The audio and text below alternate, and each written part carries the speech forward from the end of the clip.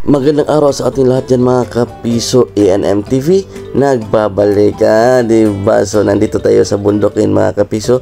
Nag-install tayo ng receiver antenna sa ating client. Ito is piso wifi only mga kapiso, pure piso wifi na internet. Ayan, so ito po yun. Bali ngayong araw is dalawa yung aming tower na pupuntahan, diba? So pagkatapos is merinda muna kami mga kapiso.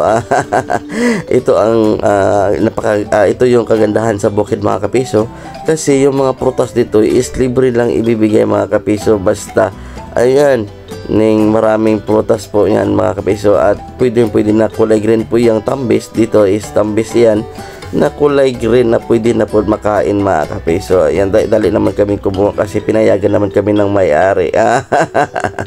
Ayan po mga kapiso. So napakaganda po dito mga kapiso, basta sa bukid, diba?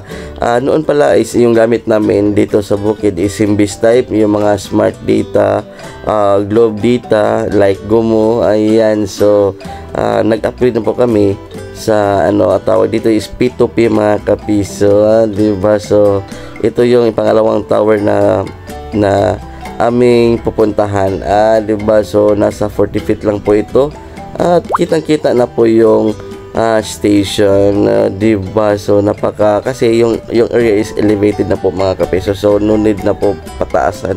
So sa 40 feet is kitang-kita na po yan.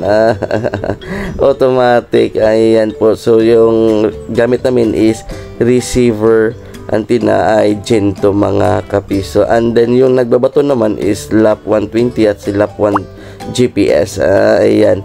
So may nakita kami dito na sili. Ayan, kulay bajulit. Daling-dali naman kumuha yung aming kasamahan mga kapiso. And then may kasali na po yan ng suka. Ganyan dito sa bukid.